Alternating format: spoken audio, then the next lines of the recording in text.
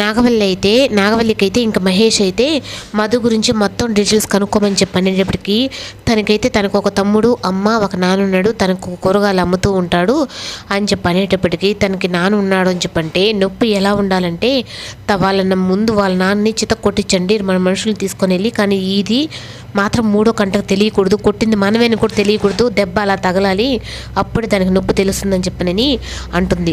అలా అనేటప్పటికీ ఇంకా మహేష్ అయితే అలాగే అని చెప్పనని అనేటప్పటికీ నువ్వు ఎవరితో పెట్టుకున్నావో తెలియకుండా పెట్టుకున్నావే, ఇప్పుడు నేనెవరో తెలిసేలా చేస్తానని చెప్పనని ఇంకా నా మధు మీదైతే నాగవల్లి ఇంకా కుట్ర చేస్తుంది. ఇంకా తను కాలేజీలో కూడా ఎవరో ఒక అమ్మాయిని చెప్పన్నాడు కదా, తన గురించి కూడా ఆలోచిస్తాను, ముందు ఈ పని అయిపోవాలి అని చెప్పనని అనుకుంటుంది.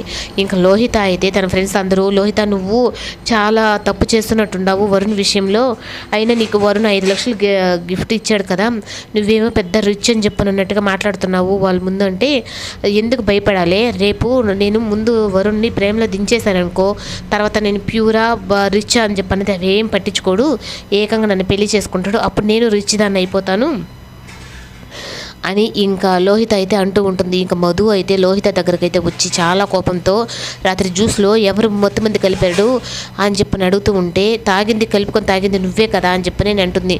ఇంకా మాట పెరిగి మొత్తం ఇంకా మధు అయితే మొత్తం గుర్తు తెచ్చుకుంటూ ఉంటుంది. అవును నేను జ్యూస్ తాగేటప్పుడు కానీ తర్వాత నువ్వు అడిగిన మాటలు అన్నీ నాకు గుర్తున్నాయి, కానీ నిన్ను ఎంత మత్తు నాకు ఇచ్చినా నేను మనుషులు మర్చిపోకుండా ఉంటాను, కానీ నాకు అది చేసింది నువ్వే అని కానీ తెలియాలి, నిన్ను తర్వాత నా విశ్వరూపం నీకు చూపిస్తాను అని చెప్పని అనగానే ఇంకా లోహిత ఫ్రెండ్స్ అయితే కొంచెం కంగారు పడతారు. లోహిత అయితే ఇంక దీని ముందు మనం తగ్గినట్టుగానే మాట్లాడామంటే ఇది ఇంకా రెచ్చిపోతుంది అని చెప్పంటే ఇంకా గట్టిగా వార్నింగ్ ఇస్తుంది మధు. నేను కానీ అది తాగింది అది కలిపింది నువ్వేని కానీ తెలిసావంటే మాత్రం లోహిత నిన్ను నా నుంచి ఎవరూ కాపాడలేరు అని చెప్పనైతే ఇంకా లోపలికైతే వెళ్తుంది. ఇంకా మహి అయితే కాలేజీలోకి వచ్చిన తర్వాత అందరూ తనని పలకరిస్తూ అందరూ మాట్లాడుతూ ఉంటారు. ఇంకా మధు కూడా అయితే మహిని చూసి ఇంకా అక్కడే నిలబడుకొని అలాగే చూస్తూ ఉంటుంది.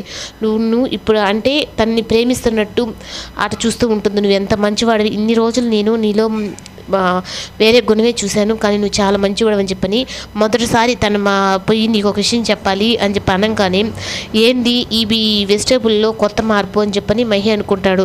అయినా నీకు ఒక విషయం చెప్పాలి కదా అని చెప్పని ఆయన సస్పెన్స్లో